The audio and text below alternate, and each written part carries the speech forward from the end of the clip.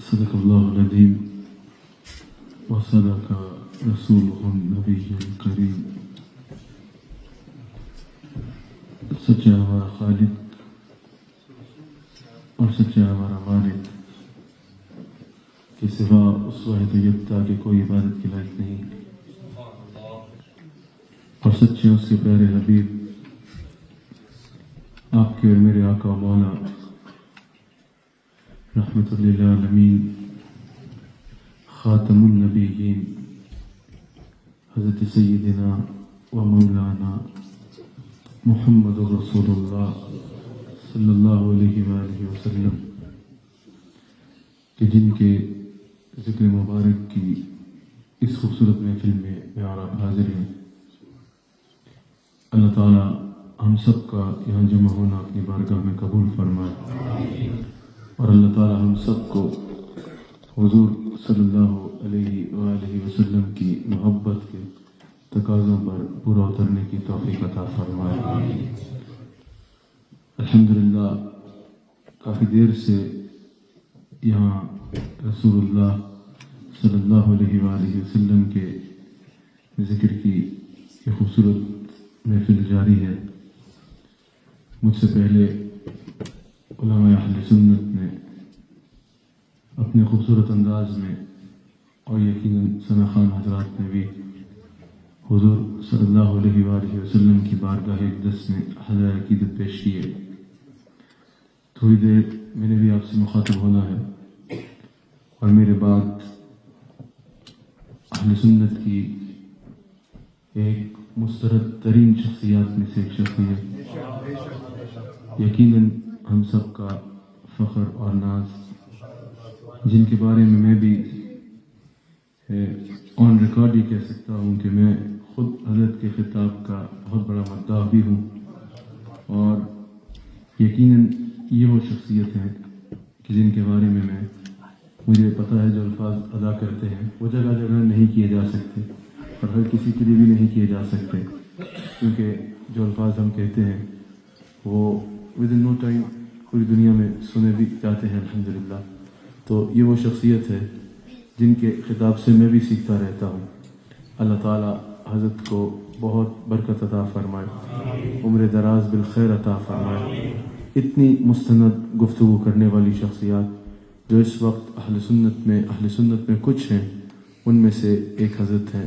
سب بہت خوبصورت گفتگو کرتے ہیں، سب کا انداز بڑا خوبصورت، یہ نہیں کہ اہل سنت کوئی الفاظ کے حضرات کے اعتبار سے کہتے رجال میں ہے، لیکن جو اس معیار پہ پہنچی ہوئی گفتگو کرنے والی شخصیات ہیں وہ بہت کم ہیں۔ ان میں سے ایک حضرت قبلہ مفتی انصر القادری صاحب مدظ اللہ العالی ہیں۔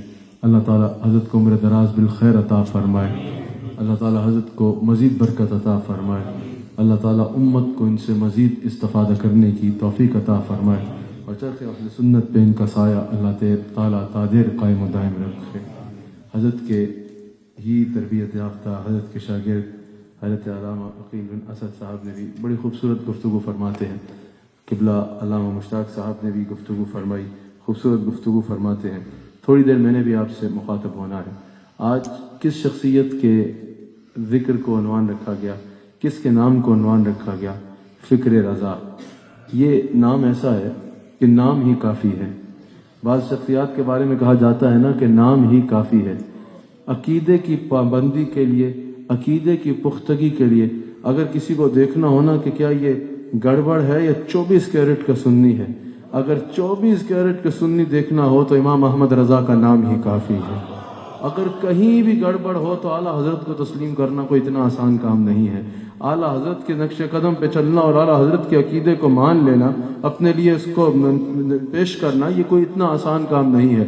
عقیدہ توحید میں معاملہ ہو، عقیدہ رسالت کا معاملہ ہو، حضور علیہ الصلوۃ والسلام کے صحابہ کا معاملہ ہو، حضور صلی اللہ علیہ وآلہ وسلم کے اہل بیت اطہار کے متعلق عقائد ہوں، جس اعتبار سے بھی ہو، امام احمد رضا خان بریلوی رحمۃ اللہ علیہ کا نام ہی کافی ہے۔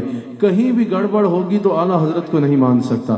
عقیدہ توحید میں मामलात में इंसान को गड़बड़ हो समझने में, अकीदा रिसालत में समझने में गड़बड़ हो, अगर कोई सहाबा का बुग़्ज़ दिल में रखता हो, अगर कोई अहले बैत अतहार का बुग़्ज़ दिल में रखता हो, किसी जगह पर भी कमज़ोरी होगी तो उसको फ़िक्र रज़ा समझ नहीं आ सकती।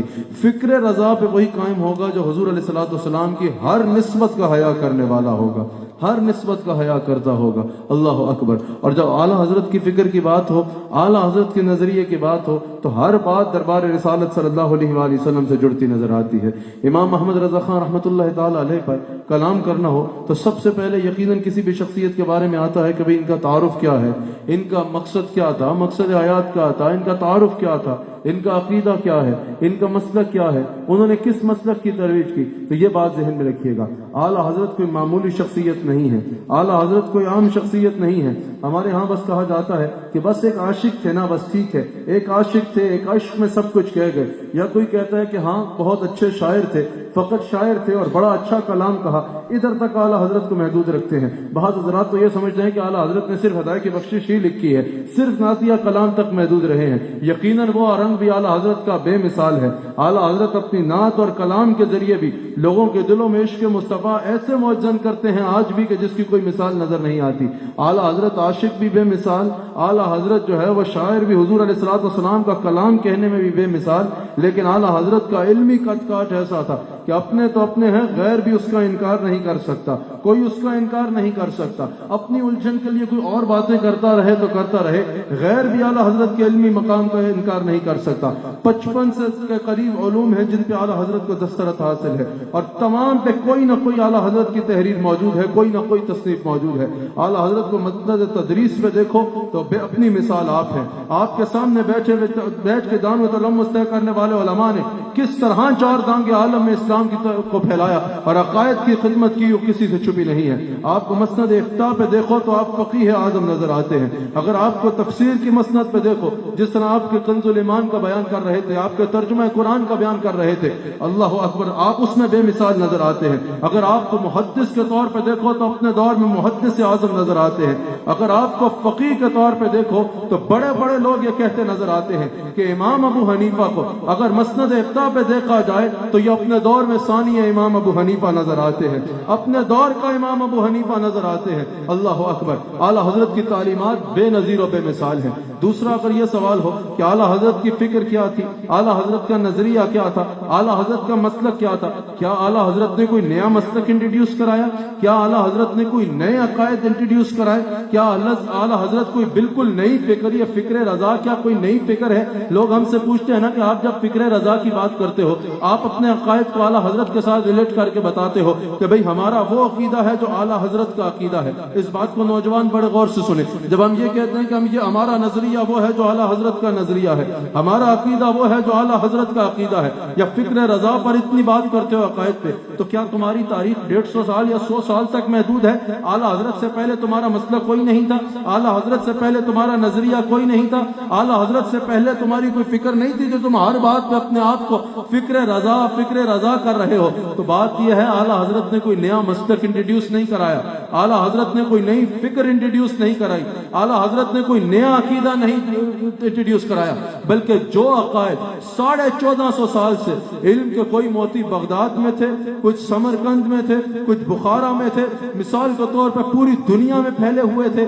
आला हज़रत ने अकायद अहले सुन्नत पर जिसने जहां से हमला किया, चाहे वो अकीदा रिसालत पर हो, चाहे वो लोगों को यह बताना हो कि अहले सुन्नत जो है ये माज़ अल्लाह शिर्क करते हैं, अकीदा तौहीद को नहीं मानते, कमा हक़्क़ुहु, अकीदा तौहीद का बयान हो, अकीदा रिसालत का बयान हो, सहाबा इकराम की इज्जत और अज़मत का दफा हो, या अहले बैत अतहार की इज्जत और अज़मत का दफा हो। अहले सुन्नत पे अगर कहीं से भी कोई हमला आवर हुआ तो 1450 साल अकाबिरीन के काम को, 1450 साल अकाबिरीन की तहकीक को और 1450 साल अहले सुन्नत व जमात का जो मसलक है उसको उन तमाम फूलों को जमा करके एक गुलदस्ते की सूरत में नाकाबिल तरदीद दलाइल से उनका जो है वो हिफाजत करने वाले को इमाम अहमद रजा खां बरेलवी कहा जाता है। आला हजरत ने कोई नई फिक्र इंट्रोड्यूस नहीं कराई, लेकिन 1450 साल जो अहले सुन्नत के अकायद हैं, जो सहाबा से मिले, जिनको ताबईन ने बयान किया, जिनको मुहद्दिसीन और मुफस्सिरीन और फुक़हा अपने अपने दौर में बयान करते रहे, उन सब को जमा करके इकट्ठा करके अहले सुन्नत व जमात को अकायद के लिए एक मजबूत गुलदस्ता फराहम करने वाली शख्सियत को इमाम अहमद रजा खां बरेलवी कहा जाता है। तो फिक्र रजा 150 साल पुरानी फिक्र का नाम नहीं है, 1450 साल पुरानी जो अहले सुन्नत की फिक्र है उसको इकट्ठा करके जिस इमाम ने उम्मत के आगे पेश किया और नाकाबिल तरदीद दलाइल से पेश किया, तो फिक्र रजा बरेली से खत्म नहीं होती, फिक्र रजा बरेली से शुरू होती है और मदीना शरीफ तक लेके जाती है, मदीना शरीफ तक लेके जाया करती है। बरेली शरीफ से शुरू नहीं होती फिक्र रजा, फिक्र बरेली शरीफ पे खत्म नहीं हो जाती, फिक्र रजा का आगाज बरेली से होता है और इसका आखिरी स्टॉप गुंबद खजरा होता है।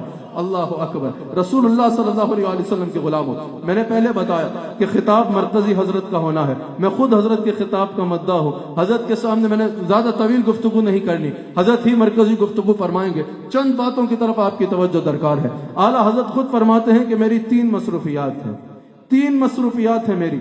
इमाम अहले सुन्नत इरशाद फरमाते हैं मेरी एक मसरूफियत ये है, आला हजरत फरमाते हैं कि फ़िक़्ह हनफिया के मुताबिक लोगों की रहनुमाई करना।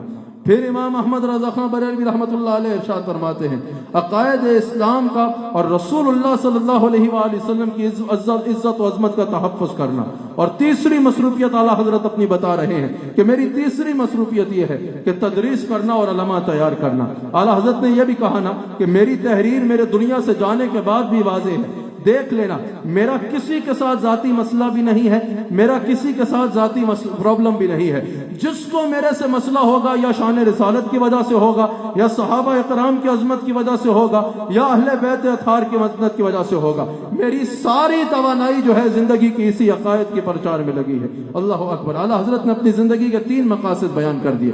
अब अगर फ़िक़्ह हनफिया में आला हजरत ने अहनाफ के में किस तरह खिदमत की वो बेनजीर और बेमिसाल है। आला हजरत ने 14 साल की उम्र में आप फरमाते हैं कि आपने तालीम मुकम्मल की, फतवा देने के काबिल हुए, फतवा देना शुरू किया अपने वालिद गिरामी की रहनुमाई में। वालिद गिरामी फतवा देखते, जहां जरूरत महसूस करते वहां इस्लाह फरमाते और फिर वो फतवा आगे जाता। 7 साल ऐसे गुजरे, फिर आपके वालिद गिरामी ने फरमाया कि अब आप इजाजत है, आप फतवा दे सकते हो, अब पूछने की जरूरत नहीं है, अब वो रंग आ गया है कि आप पूछे बगैर फतवा दे सकते हो। अल्लाह अकबर। हजरत इमाम अहमद रज़ा खां बरेलवी रहमतुल्लाह अलैह के बारे में बड़े बड़े उलमा ने कहा, अल्लामा कौसर नियाज़ी भी कहते हैं, अल्लामा कौसर नियाज़ी ने कहा कि इमाम अहमद रज़ा खां बरेलवी रहमतुल्लाह अलैह की जात वो जात है कि यह अपने दौर में सानिया इमाम अबू हनीफा है। और अल्लामा कौसर नियाज़ी ने कहा कि सानिया इमाम अबू हनीफा जो मैं कह रहा हूँ बड़ा सोच समझ के कह रहा हूँ, उसकी वजह सिर्फ अकीदत और मोहब्बत नहीं है। कौसर नियाज़ी कहते हैं कि मैंने पूरी तफसील से फतावा रिज़विया को देखा। वो कहते हैं हनाफ के यहाँ बहुत बड़ा फतावा, जितने फतावा हैं, जितने इफ्ता हैं, उसमें बहुत हैसियत है फतावा आलमगीरिया की। लेकिन वो कहते हैं 40 मुफ्तियों ने, 40 उलमा ने, 40 मुफ्तियान इकराम ने मिलकर उसको तरतीब दिया और कहा फतावा रिज़विया को अगर देखा जाए तो अकेले इमाम अहमद रज़ा खां बरेलवी रहमतुल्लाह अलैह उसको लिख रहे हैं। और अल्लामा कौसर नियाज़ी ने कहा मैं बड़े गौर से देख के कह रहा हूँ कि फतावा रिज़विया जो है ये फतावा आलमगीरिया से ज्यादा जामे है, हालांकि वो 40 मुफ्तियान इकराम की मेहनत है और ये एक अकेले इमाम अहमद रज़ा ने करके दिखाया है, अकेले इमाम अहमद रज़ा ने करके दिखाया है। अल्लाह अकबर। इमाम अहमद रज़ा खां बरेलवी रहमतुल्लाह अलैह का फतावा रिज़विया आज भी उलमा के लिए भी उस्ताद का काम कर रहा है और आज भी एक तालिब इल्म के लिए भी जो है वो रहनुमा है। आला हजरत रहमतुल्लाह ताला अलैह का फतावा रिज़विया, जिस मामले में भी फतावा रिज़विया को इंसान देखता है वो उसकी रहनुमाई करता नजर आता है। जदीद तरतीब के हिसाब के मुताबिक 30 जिल्दों पर है, 22,000 सफ़हात पर है, 6,847 सवालात है जिसके उन्होंने जवाब दिए हैं और इसमें से 1,000 से ज्यादा सवाल तो उलमा के हैं। 206 रसाइल हैं जिसमें आला हजरत बेमिसाल तरीके से अकीदा अहले सुन्नत का दिफा करते नजर आते हैं, अकीदा अहले सुन्नत को बयान करते नजर आते हैं। अपने तो अपने हैं। अल्लामा इदरीस कंदलवी ने भी कहा कि जो दूसरे मसलक के हैं, कहा कि मैंने पहले फतावा रिज़विया मेरी लाइब्रेरी में मौजूद था, मेरे کتب خانے میں پڑھا تھا لیکن میں نے کبھی مطالعہ نہیں کیا, میں نے کبھی دیکھا نہیں. کہا کہ پھر اب میں نے تمام پڑھنے کے بعد اب آ کے میں نے فتاوی رضویہ کا مطالعہ کیا. علامہ ادریس نے کہا کہ جب میں نے فتاوی رضویہ کا مطالعہ کیا تو مجھے لگا کہ ابھی تک تو میں ساحل سمندر پر سپیاں چگ رہا تھا, علم کا سمندر تو مجھے امام احمد رضا کی تحقیق میں نظر آ رہا ہے. یہ اپنے نہیں, یہ دوسرے کہہ رہے ہیں, یہ دوسرے کہہ رہے ہیں کہ ہمیں علم کا سمندر اگر نظر آ رہا ہے تو امام احمد رضا خان بریلوی رحمۃ اللہ تعالی علیہ کی تحقیق میں نظر آ رہا ہے. اعلیٰ حضرت پر الحمدللہ اہل سنت ناز کرتی ہے, ایسے ہی ناز نہیں کرتی بلکہ اعلیٰ حضرت نے صرف شعر نہیں کہہ دیا کہ حشر تک ڈالیں گے ہم پیدائش مولا کی دھوم. انسان جب یہ شعر پڑھے تو وہ سوچ سکتا ہے کہ دنیا میں انسان نے کتنا لینا ہے. اعلیٰ حضرت کا پروگرام دنیا سے جانے کا نہیں کہ فرما رہے ہیں حشر تک ڈالیں گے ہم پیدائش مولا کی دھوم. تو اعلیٰ حضرت بتا رہے ہیں میں دنیا سے چلا بھی جاؤں گا نا تو جو عقیدہ اہل سنت کا دفاع میں کر کے جا رہا ہوں, اور جس دنیا کے کونے میں تم چلے جاؤ گے تم وہاں پہلی بار پہنچو گے, مصطفیٰ جان رحمت کی صدا بن کے وہاں میں پہلے پہنچا نظر آؤں گا. تو دنیا سے چلا بھی جاؤں گا تو حشر تک ڈالیں گے ہم پیدائش مولا کی دھوم. دم میں جب تک جم ہے ذکر ان کا سناتے جائیں گے. اللہ اکبر. ہم اللہ تعالیٰ کا شکر کرتے ہیں کہ اللہ تعالیٰ نے ہمیں امام احمد رضا خان بریلوی رحمۃ اللہ علیہ جیسا امام عطا کیا. ہم اللہ تعالیٰ کا شکر کرتے ہیں کہ اللہ تعالیٰ نے ہمیں اعلیٰ حضرت کے عقیدے پر, اعلیٰ حضرت کے بیان کردہ عقائد پر چلنے والا بنایا.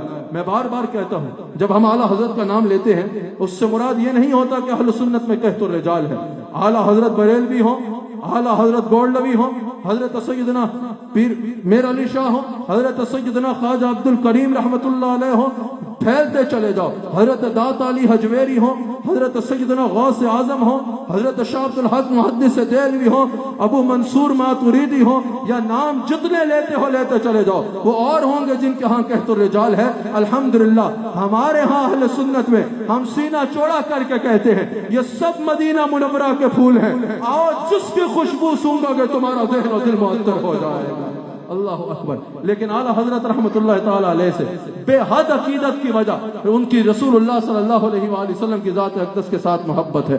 رسول اللہ صلی اللہ علیہ وآلہ وسلم کی ذات اقدس کے ساتھ بے مثال محبت ہے. اور پھر اعلیٰ حضرت نے کہا میری تیسری مصروفیت یہ ہے کہ عقائد اسلام کی خدمت کرنا. عقائد اسلام میں جہاں عقیدہ توحید کی, جہاں عقیدہ رسالت کی, وہاں جتنے مسائل ضروریات دین میں سے ہیں جو انسان کے مسلمان ہونے کے لیے, صاحب ایمان ہونے کے لیے ضروری ہیں, جتنے معاملات ضروریات دین میں سے ہیں, ان سب میں اعلیٰ حضرت نے ایسی رہنمائی فرمائی ہے جو اپنی مثال آپ ہے, اپنی مثال آپ ہے. عقیدہ توحید میں اگر فتاوی رضویہ کو پڑھو تو 20 مقامات پہ اعلیٰ حضرت نے عقیدہ توحید کا ذکر ہی نہیں کیا بلکہ پورے رسائل موجود ہیں. اور صرف اس عنوان پر کلام نہیں کیا بلکہ اعلیٰ حضرت نے شرک کی اقسام کو بھی جب بیان کیا اور جب شرک کی نفی بھی کی. جب تم پتہ پڑھو گا تو تمہیں پتہ چلے گا. صرف ایک شرک کا لفظ یاد کر کے, صرف ایک شرک کا فتویٰ یاد کر کے یہ نہیں جہاں جگہ ملی اس کو لگا دیا, بلکہ اعلیٰ حضرت نے شرک کی اقسام کو بیان کیا اور شرک کی نفی جو اعلیٰ حضرت نے فرمائی. یا میرے شیخ اکبر حضرت امام ربانی مجدد الفسانی شیخ احمد سرہندی فاروقی رحمۃ اللہ علیہ نے فرمائی, جو توحید کا بیان کرتے ہیں ان کو میں دعوت دیتا ہوں کہ ایک بار فتاوی رضویہ سے اور مکتوبات شریف سے شرک کی جو آپ نے نفی فرمائی ان شخصیات نے اور توحید کا جو بیان کیا ان شخصیات نے وہ پڑھو تو تمہیں شاید پہلی بار پتا چلے کہ عقیدہ توحید کہتے کس کو ہیں اور شرک کی نفی کرنے کا انداز کیا ہوتا ہے. اللہ اکبر. اعلیٰ حضرت سے جب مثال کے طور پہ پوچھا گیا سجدہ تعظیم کے بارے میں, یہی بات حضرت امام ربانی کی, گردن نہ جھکی جس کی جہانگیر کے آگے ہے جس کے نفس گرم سے ہی گرمی حرارت, وہ ہند میں ہے سرمایہ ہے ملت کا نگہبان, اللہ نے کیا جس کو بر وقت خبردار. اور یہی بات اعلیٰ حضرت بیان فرما رہے ہیں کہ اللہ کے سوا کسی کو بھی سجدہ تعظیم حرام اور سجدہ عبادت شرک ہے. اگر کوئی کہے کہ مزارات پہ اہل سنت کے ہاں جا کے شرک ہوتا ہے, ہم مزارات پہ اس لیے نہیں جاتے. جب لوگوں نے کہا نا کہ ہم اہل سنت کے مزارات پہ اور خانقاہوں میں اس لیے نہیں جاتے کیونکہ وہاں شرک ہوتا ہے, اعلیٰ حضرت نے کہا کہ کون سا شرک ہوتا ہے, کہاں وہ لوگ سجدے کرتے ہیں یا من دون اللہ استعانت کا تصور رکھتے ہیں. اعلیٰ حضرت نے کہا یہ دونوں عقیدے ہمارے اہل سنت کے نہیں ہیں, لیکن کہا کیونکہ یہ غلط کام ہوتا ہے اس لیے ہم نہیں جائیں گے. تو اعلیٰ حضرت نے کہا کہ مسجد میں اگر کوئی غلط نماز پڑھ رہا ہے تو کیا تم مسجد میں جانا چھوڑ دو گے کہ وہاں فلاں بندہ غلط نماز پڑھ رہا تھا اس لیے آج کے بعد میں نے مسجد نہیں جانا. وہ غلط پڑھ رہا تھا تو تم صحیح پڑھو اور اس کی اصلاح کرو. اسی طرح اعلیٰ حضرت کہتے ہیں اگر کوئی مزارات پہ سجدہ تعظیم کر رہا ہے تو وہ عمل حرام کر رہا ہے، اور سجدہ عبادت کر رہا ہے تو وہ شرک کر رہا ہے۔ اہل سنت کا اس سے کوئی تعلق نہیں ہے۔ اللہ اکبر، اللہ اکبر۔ اللہ تعالی ہم سب کو عقیدہ اہل سنت پر، جس عقیدے کو اعلیٰ حضرت بار بار بیان کر رہے ہیں، اللہ تعالی ہمیں اس عقیدہ اہل سنت پر پابند رہنے کی توفیق عطا فرمائے، اس عقیدہ اہل سنت پر قائم رہنے کی توفیق عطا فرمائے۔ مجھ سے پہلے حضرت علامہ مشتاق صاحب کنز الایمان کا ذکر کر رہے تھے نا۔ کنز الایمان جب کوئی پڑھتا ہے تو اس کو پتا چلتا ہے یہ خالی نام کا ہی علم کا خزانہ نہیں ہے، بلکہ حقیقتاً یہ پڑھنے والا کچھ ایسا ہی ہے کہ چہرہ مصطفیٰ اصل قرآن ہے۔ عاشقوں کی تلاوت پہ لاکھوں سلام نظر آ رہا ہوتا ہے کہ اعلیٰ حضرت لکھنے کو قرآن کا ترجمہ کر رہے ہیں، آنکھوں سے قرآن کی تلاوت کر رہے ہیں، اور دل صاحب قرآن کے جلووں میں مگن ہے، دل صاحب قرآن کا جلوہ دیکھ رہا ہے۔ کنز الایمان کو جو پڑھتا ہے اس کو نظر آتا ہے کہ یہ ضد نہیں ہے کہ میں نے کسی طرح شان رسالت کو کم بتانا ہے، کسی طرح شان رسالت کے جو ہے وہ انکار کرنے کا یا نبی کی طرف جانا ہے، بلکہ پتہ چلتا ہے کہ بندہ ڈھونڈ رہا ہے کون کون سا مجھے مقام ملے کہ میں عظمت مصطفیٰ کو بیان کرتا چلا جاؤں، رسول اللہ صلی اللہ علیہ وآلہ وسلم کی عظمت کو بیان کرتا چلا جاؤں۔ یہی وجہ ہے اگر ویسے ہم دیکھیں، اور ادب کے معاملے میں اگر ہم کہتے ہیں کہ اہل سنت و جماعت ہمارا مسلک باادب لوگوں کا مسلک ہے، ہم کسی کو برا نہیں کہہ رہے، یعنی اس وقت یہاں پر کھڑے ہو کر کسی پہ تنقید نہیں کر رہے، کسی پہ جو ہے وہ کیچڑ نہیں اچھال رہے، لیکن اپنا عقیدہ بیان کرنا ہمارا حق ہے، اور اپنا عقیدہ اور نظریہ بیان کرنا اور اپنی نوجوان نسل کو بالخصوص سکھانا یہ ہمارا فرض ہے۔ جب ہم یہ کہتے ہیں نا کہ اہل سنت و جماعت کا جو عقیدہ ہے یا اہل سنت کا جو نظریہ ہے وہ باادب ترین لوگوں کا نظریہ ہے، باادب لوگوں کا نظریہ ہے۔ اب ترجمہ قرآن میں کوئی ترجمہ یہ کر رہا ہے اور مکر کیا کافروں نے، اور مکر کیا اللہ نے ان سے، اور اللہ کا داؤ سب سے بہتر ہے۔ واللہ خیر الماکرین کا ترجمہ کر رہے ہیں کہ اللہ کا داؤ سب سے بہتر ہے۔ اب یہاں پر امام احمد رضا کو دیکھو، اعلیٰ حضرت ترجمہ کیا کر رہے ہیں، جس کو سن کے تمہیں پتہ چلے گا باادب انداز کا اعلیٰ حضرت کیا ترجمہ کر رہے ہیں۔ اور ترجمہ ہے بھی وہ جو اعلیٰ حضرت فرما رہے ہیں۔ ترجمہ کیا کر رہے ہیں کہ اور کافروں نے مکر کیا اور اللہ نے ان کی ہلاکت کی خفیہ تدبیر فرمائی، اور اللہ ہی بہترین چھپی تدبیر فرمانے والا ہے۔ تمہیں پتہ چلے گا کہ ادب کس کو کہتے ہیں اور ادب کا لہجہ کیا ہے۔ وَوَجَدَكَ ضَالًّا فَهَدَىٰ کا ترجمہ کیا کیا جا رہا ہے ایک جگہ کہ اور ہم نے پایا تمہیں بھٹکا اور تمہیں راہ سمجھائی، اور اعلیٰ حضرت کیا ترجمہ کر رہے ہیں، وَوَجَدَكَ ضَالًّا فَهَدَىٰ اعلیٰ حضرت ترجمہ کر رہے ہیں اور ہم نے تجھے اپنی محبت میں خود رفتہ پایا اور تجھے اپنی راہ دکھائی۔ اس کو کہتے ہیں امام احمد رضا خان بریلوی رحمۃ اللہ علیہ، یہ جو نعرہ لگاتا ہے جاتا ہے نا عشق و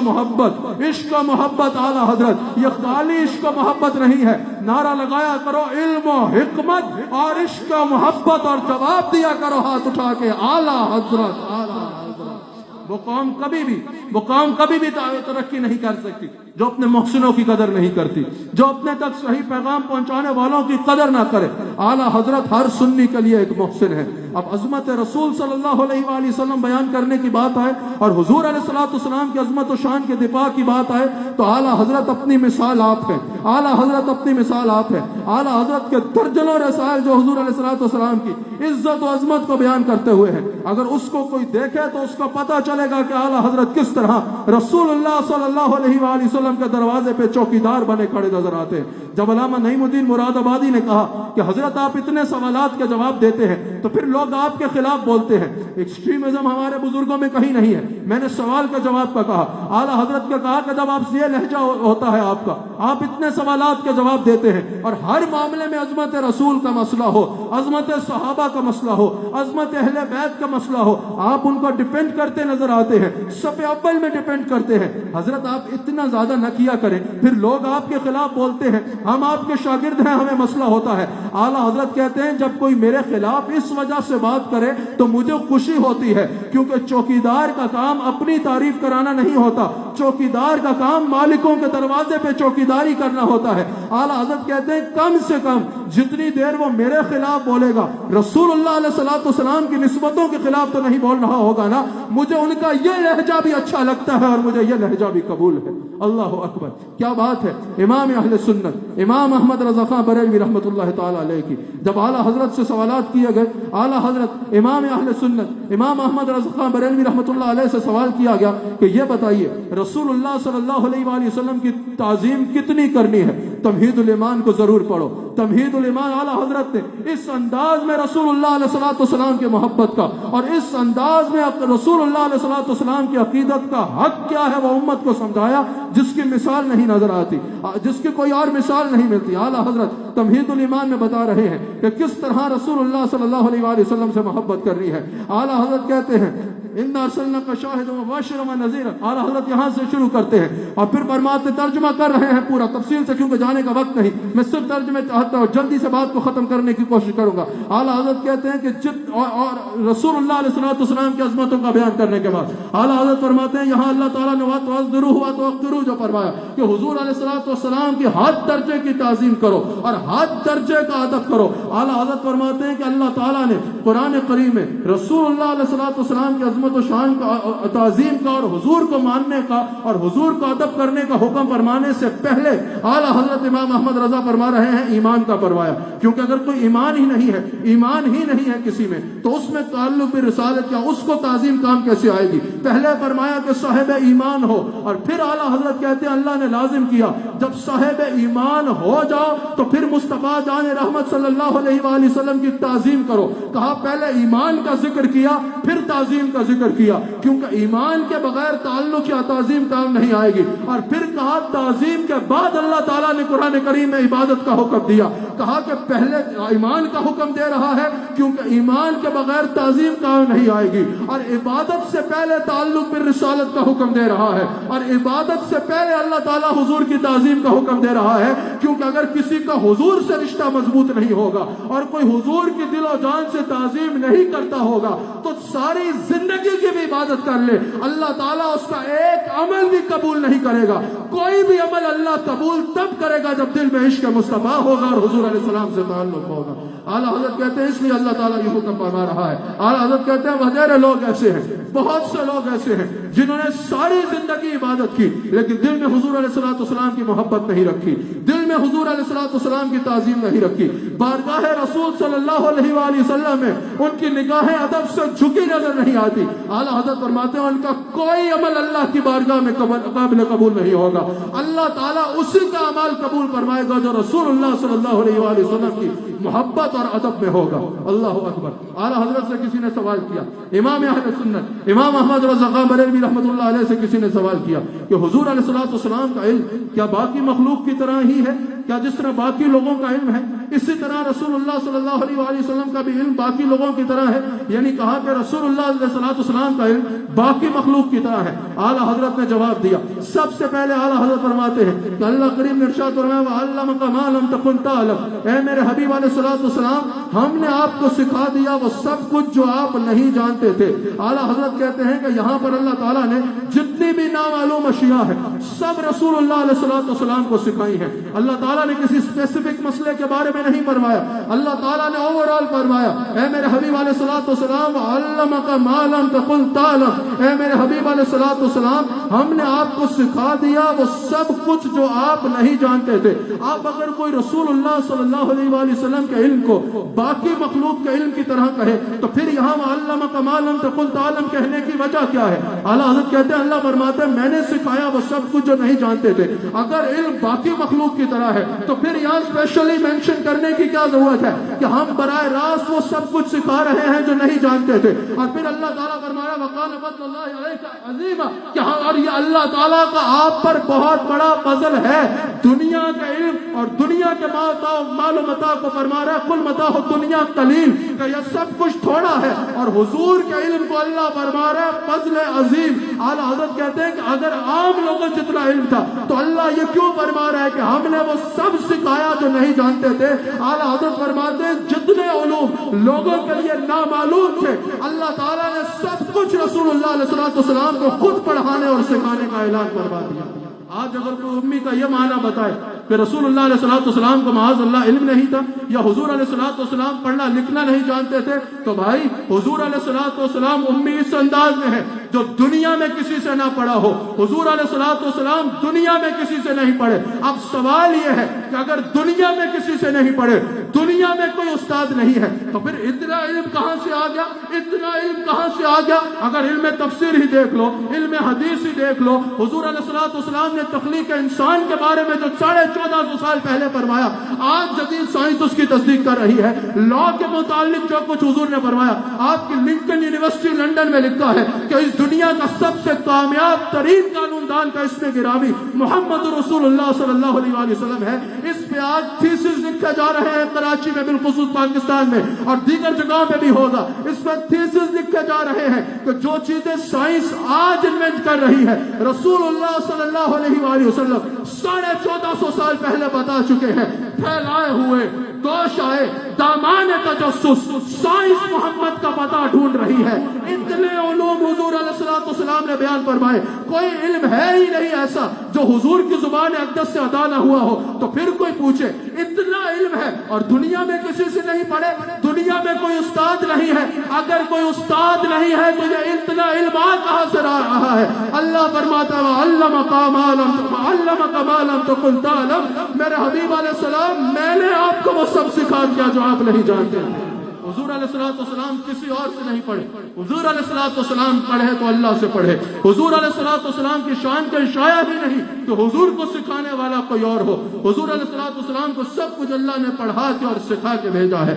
سارے علوم یعنی اللہ تعالیٰ نے حضور علیہ السلام کو اپنی عطا سے, اپنے فضل سے عطا فرما دیے ہیں. اللہ اکبر. حضور علیہ السلام کا علم, اب یہاں پر اگر کہا جائے کہ حضور علیہ السلام کا علم مخلوق کے برابر ہے یا مخلوق جتنا ہے, اعلیٰ حضرت نے اس بات کو بڑے تفصیل سے بیان کیا. اعلیٰ حضرت نے کہا کہ حضور علیہ السلام کا علم مبارک سب سے زیادہ ہے. ساری خلقت میں سب سے زیادہ علم رسول اللہ صلی اللہ علیہ وآلہ وسلم کو ہے.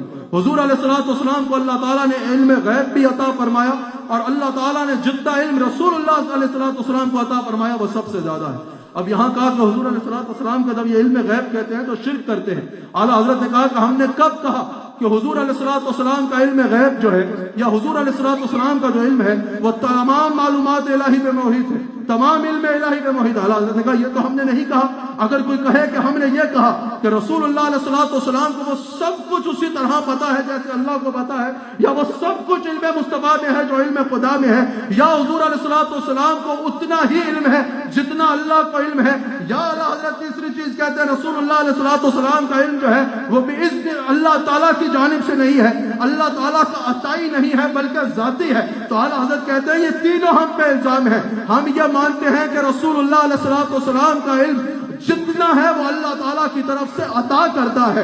پھر اعلیٰ حضرت کہتے ہیں ہمارا یہ عقیدہ نہیں ہے کہ حضور علیہ السلام کا علم جو ہے وہ تمام علم الہی پہ محیط ہے, یعنی جتنا علم اللہ کو ہے اتنا ہی رسول اللہ علیہ السلام کو ہے, یا ہم حضور علیہ السلام کے علم کو اللہ کے برابر نہیں جانتے. کہا جتنا علم اللہ کو ہے اتنا علم کسی اور کو نہیں ہے. اللہ کا علم ذاتی ہے اور رسول اللہ صلی اللہ علیہ وآلہ وسلم کا علم اللہ تعالیٰ کا عطا کرتا ہے. اور جیسا علم غیب اللہ کو ہے ویسا علم غیب اللہ کے سوا کسی کو بھی نہیں ہے. لیکن یہ بھی ماننا ہوگا کہ خدا کی ساری خدائی میں سب سے زیادہ بڑا عالم جو ہے اور سب سے زیادہ جس کو اللہ تعالیٰ نے علم عطا فرمایا ہے وہ ہمارے نبی محمد رسول اللہ صلی اللہ علیہ وآلہ وسلم کی ذات اقدس ہے. وہ رسول اللہ صلی اللہ علیہ وآلہ وسلم کی ذات اقدس ہے. اس لیے جب ہمارے اکابر سے یہ سوال کیا گیا, طالب علم نے یہ سوال کیا کہ یہ بتائیے رسول اللہ علیہ السلام کا علم کلی ہے یا حضور کا علم جزوی ہے, تو کہا کہ اگر اللہ کے علم کے سامنے ذکر کیا جائے گا تو جزوی کہا جائے گا, اور اگر ساری مخلوق کا علم کو بھی اکٹھا کر کے حضور کے علم کا ذکر کیا جائے گا تو اس کے مقابلے میں کلی کہلائے گا. رسول اللہ علیہ السلام کے علم کا یہ معاملہ ہے. اللہ اکبر. جب اللہ تعالیٰ نے حضور علیہ السلام کی شان کو بیان فرماتے ہوئے یا حضور علیہ السلام پر جو کتاب نازل فرمائی قرآن کے بارے میں فرمایا تبیانا لکل شیء, کہ اس میں ہر چیز کا واضح بیان موجود ہے, ہر چیز کا روشن بیان موجود ہے. امام اہل سنت امام احمد رضا خان بریلوی رحمۃ اللہ تعالیٰ علیہ کہتے ہیں کہ قرآن مجید میں ہر شے کا واضح بیان موجود ہے, روشن بیان موجود ہے, مکمل بیان موجود ہے. اور امام اہل سنت کہتے ہیں اب بات یہ ہے اللہ تعالیٰ نے قرآن میں ہر شے کا روشن بیان کر دیا, اور حضور علیہ السلام کو قرآن پڑھانے والا کون ہے؟ الرحمن علم القرآن خلق الانسان अल्लमहुल बयान। यहाँ मुफस्सिरीन ने कहा, यहाँ अर्रहमान अल्लमल कुरान, अल्लमल कुरान से मुराद ये है कि अल्लाह ने रसूलुल्लाह सल्लल्लाहु अलैहि वसल्लम को कुरान सिखाया। अब आप पूछेंगे हमें नहीं सिखाया? अल्लाह ने हुजूर को सिखाया, हुजूर ने सहाबा को सिखाया, सहाबा ने ताबईन को सिखाया। चलते चलते चलते वो इस तरह आपके उस्ताद ने आपको पढ़ाया और मेरे उस्ताद ने मुझे पढ़ाया। अल्लाह ने बराह रास्त जिसको कुरान पढ़ाया वो मेरे नबी मोहम्मद रसूलुल्लाह सल्लल्लाहु अलैहि वसल्लम की जात अक़दस है। आला हज़रत कहते हैं इससे भी पता चल रहा है कि अल्लाह ताला ने रसूलुल्लाह सल्लल्लाहु अलैहि वसल्लम को इल्म गैब ऐसा अता फरमाया कि जो बेमिसाल है। जो इल्म हुजूर सल्लल्लाहु अलैहि वसल्लम को है वो इल्म किसी और के पास नहीं है। मैंने 7 से 8 मिनट में बात को खत्म करना है। हजरत वाला का मरकजी खिताब होना है। रसूलुल्लाह सल्लल्लाहु अलैहि वसल्लम अफजलुल खल्क है। जब हुजूर अलैहिस्सलातु वस्सलाम की शान को हम बयान करते हैं तो हुजूर अलैहिस्सलातु वस्सलाम अफजलुल खल्क है। हुजूर का जिक्र करने का भी जो अंदाज आला हजरत का है ना, मैं जब मस्जिद में दाखिल हुआ तो हजरत अल्लामा अकील बिन असद साहब मद्दज़िल्लाहु अलैहि कह रहे थे कि हुजूर अलैहिस्सलातु वस्सलाम की जो नात आला हजरत ने लिखी वो बेमिसाल है। अल्लामा मुश्ताक साहब भी उसका जिक्र कर रहे थे। गुलाम मुस्तफा ने भी आला हजरत का कलाम पढ़ा ना कि खल्क से औलिया, औलिया से रसूल, सब रसूलों से आला हमारा नबी। यार आला हजरत का हर अंदाज में मिसाल है। लोग 4 बातें कर देना कहते हमने पता नहीं कौन सा तीर मार दिया, जो हमने काम किया वो किसी और ने किया ही नहीं। सारी जिंदगी हुजूर की नात पढ़ने के बाद आखिर में यह नहीं कहा मैंने हक अदा कर दिया। आखिर में बंदा थक हार कर नहीं बैठ जाता। ऐ रजा खुद साहिब को रहमत है हुजूर, तुझसे कब मुमकिन है फिर मिजाज रसूलुल्लाह की। बाज़ होता है ना बंदा बेबस हो जाता है, उसको अल्फाज ही नहीं मिल रहे होते। मैं क्या कहूँ, तारीफ करना चाह रहा होता है, बयान करना चाह रहा होता है, लेकिन अल्फाज मिल नहीं रहे होते। आला हज़रत एक मकाम पे सब कुछ कहने के बाद जो बंदा बेबस होकर नहीं बैठ जाता। सर्व